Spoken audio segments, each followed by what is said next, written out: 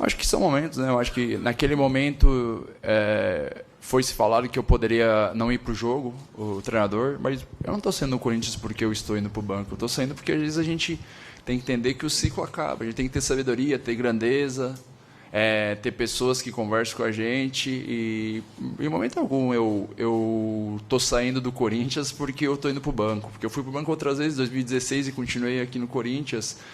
Então, assim, eu não estou saindo por atrito com ninguém. Pelo amor de Deus, eu trabalhei no Corinthians mais de 12 anos e não tive problema com nenhum treinador, com nenhum jogador, com ninguém. E sim, até que eu estive no Corinthians, eu coloquei minha cara e fiz de tudo para ajudar o Corinthians. Eu fiz de tudo para ajudar o Corinthians e muitas coisas você sabe, muitas coisas você não sabe também. O que eu fiz, a minha dedicação, o meu empenho. E eu saio muito tranquilo, com o dever cumprido. Isso eu não tenho a menor dúvida que eu saio com o dever cumprido, que eu fiz o meu melhor para o Corinthians, que eu estive com o Corinthians nos momentos mais difíceis, nos melhores momentos. Eu não abdiquei em nenhum momento do Corinthians, em nenhuma situação. E acho que o Corinthians também está muito bem servido de goleiros. Tem o Carlos que vem jogando, o Miguel hoje. Tem dois meninos da base que são muito importantes, o Donelli e o Felipe Longo, que acabou sendo campeão da Copa São Paulo. E tem muitos jogadores promissores no gol, né? Então, cara, eu saio muito tranquilo.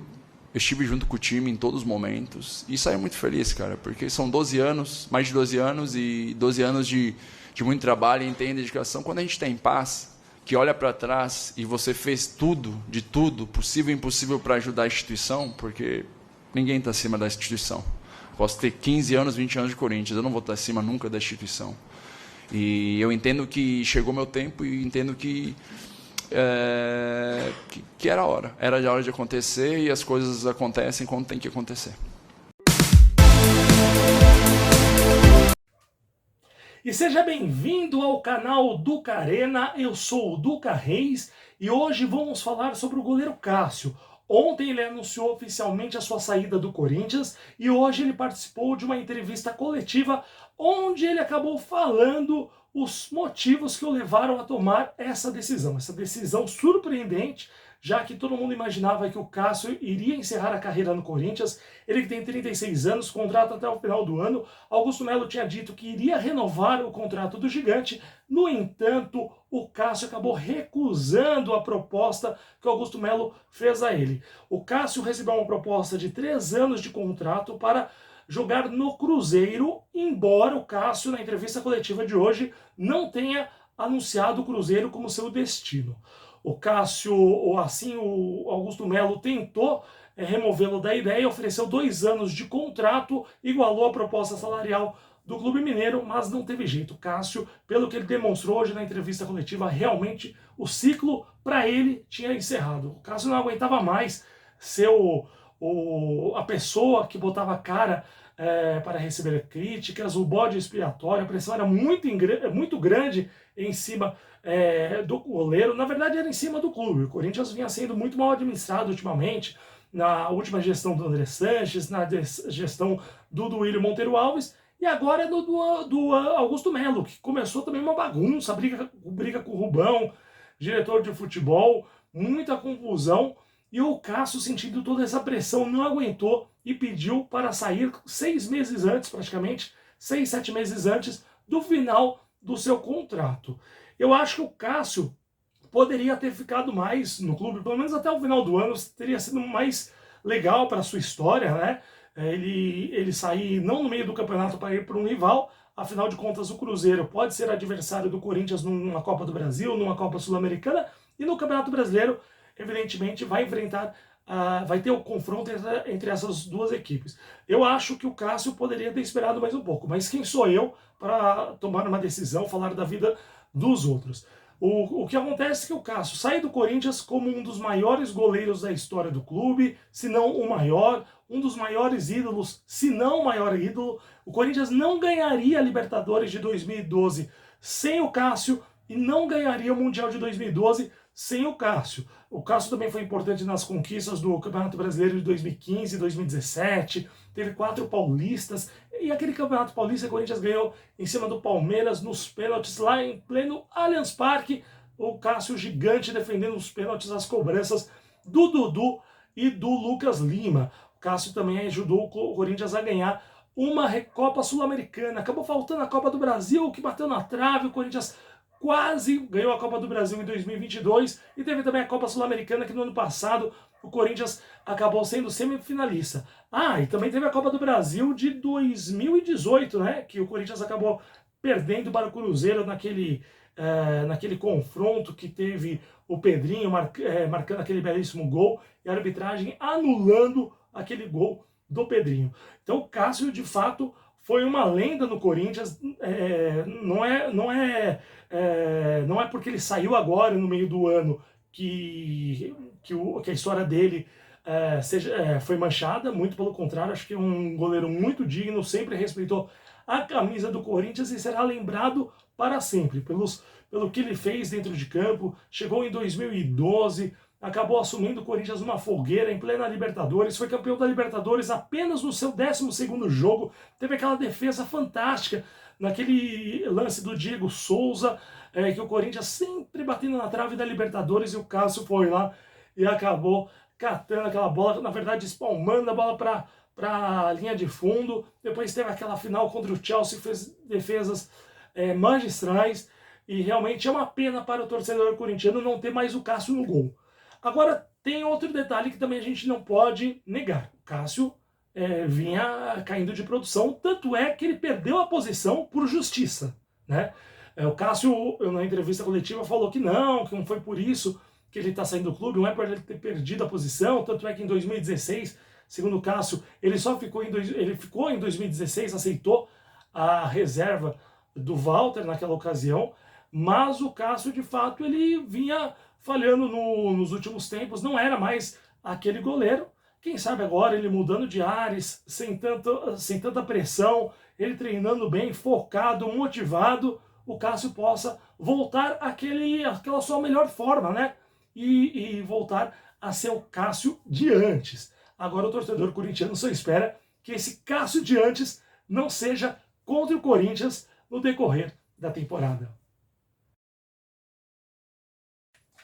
E essa semana foi muito pesada para o jornalismo esportivo. Acabamos perdendo 3 dos maiores jornalistas esportivos que o Brasil já viu, né?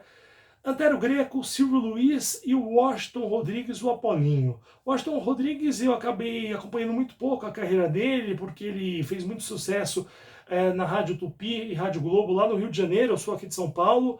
Acabei conhecendo melhor ele quando ele virou treinador de futebol técnico do Flamengo, seu time de coração.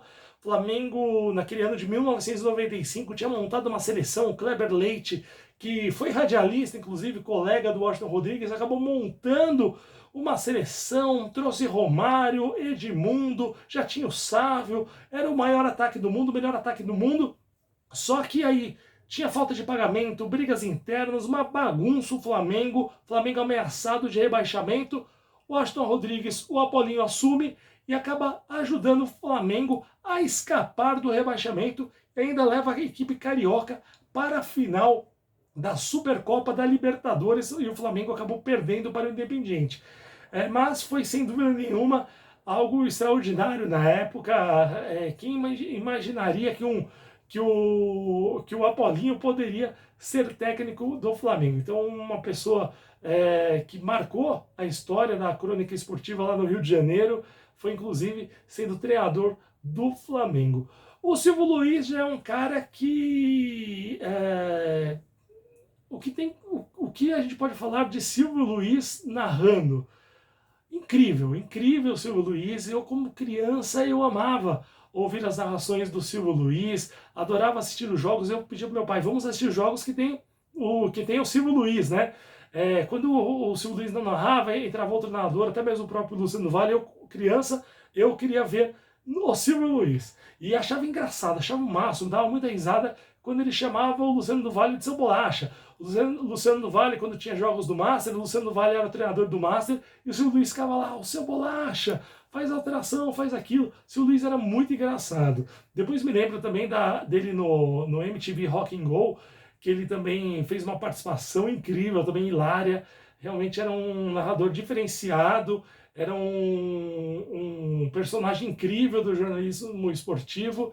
E ele acabou trabalhando até o final de vida, né? Final da vida dele, ele na final do Paulistão entre Santos e Palmeiras, ele acabou narrando, ajudando lá com o pessoal lá da Record, lá o Carioca, o Bola, enfim, ele trabalhando junto com eles e acabou trabalhando até o final. E o outro jornalista que nos deixou foi o Antério Greco. O Antério Greco, dos três, foi o único que eu tive a oportunidade de conhecê-lo pessoalmente. Foi em 2008, num curso de jornalismo esportivo que eu fiz no Espaço Cult. Era um curso, um sabadão, que teve como professores palestrantes, né, a Soninha Francini, o Mauro Betting, o Paulo Vinícius Coelho, o PVC, e o Antério Greco. O Antério Greco foi muito simpático, muito generoso, acolhedor conosco, que estava começando a carreira, a gente conversando com ele depois da palestra dele. Não que os outros não tenham sido, mas o Antério Greco foi foi muito especial naquele dia. Eu fiquei encantado mesmo com o Antério Greco. E uma pena que não tive a oportunidade de trabalhar com ele. Todo mundo que trabalhou com o Antério Greco fala que realmente é uma pessoa incrível, acima da média, um jornalista intelectualmente honesto, algo que é cada vez mais raro, né? Entendia muito de futebol, não era um cara polêmico, era realmente um jornalista que conseguia passar a informação de uma maneira séria. Ao mesmo tempo, ele também era descontraído, fazendo o Sport Center lá com o amigão, era hilário, realmente era muito gostoso dormir depois de assistir o Sport Center. Então vai fazer muita falta o Antério Greco, assim como o Silvio Luiz, como o Washington Rodrigues, o Apolinho. Realmente uma semana muito triste para o jornalismo esportivo brasileiro. Então eu desejo os meus sinceros sentimentos e abraços para todos os familiares, colegas de imprensa e fãs desses três grandes profissionais. E final de semana de Fórmula 1, final de semana de classificação para as 500 milhas de Indianápolis, mas o meu destaque vai para o alemão Sebastian Vettel, tetracampeão mundial, ex-piloto de Fórmula 1, que o grande prêmio de Fórmula 1 desse final de semana está sendo lá em Imola, aonde o nosso Ayrton perdeu a vida há 30 anos, e o que o Sebastian Vettel fez? Ele fez uma belíssima homenagem ao Senna, não só ao Senna, mas também ao austríaco Roland Ratzenberger, que também perdeu a vida naquele GP. E foi uma homenagem muito bonita. Ele acabou chamando vários pilotos ali, todos vestindo camisa verde e amarela, com os dizeres Forever, né? Teve o capacete do Ratzenberger e do Senna, bandeira brasileira e austríaca. E isso foi na sexta-feira, foi ontem, né? E hoje o Vettel acabou dando uma volta com a McLaren do Senna, realmente uma homenagem belíssima. O Senna, há 30 anos, morreu, mas não é esquecido. Ele é sempre lembrado, sempre homenageado. Realmente foi um dos grandes, se não o maior piloto da história da Fórmula 1. E eu também participo, eu tenho um programa esportivo na Rádio Amizade chamado Amizade Arena. Logo no começo do mês, né, eu fiz um programa especial sobre os 30 anos da morte do Ayrton Senna. Então você que está vendo esse vídeo, se você quiser ver esse especial, vai lá no Spotify, procure a Rádio Amizade, depois procure Amizade Arena. Aí você vai procurar ali o episódio que é especial Ayrton Senna. Então não perca esse episódio, que é bem bacana. Então por hoje é só. Foi um prazer fazer mais um Duca Arena. Espero que você tenha gostado. Inscreva-se no canal, ative o sininho para receber as notificações. Dê um like, compartilhe com os amigos. E até a próxima!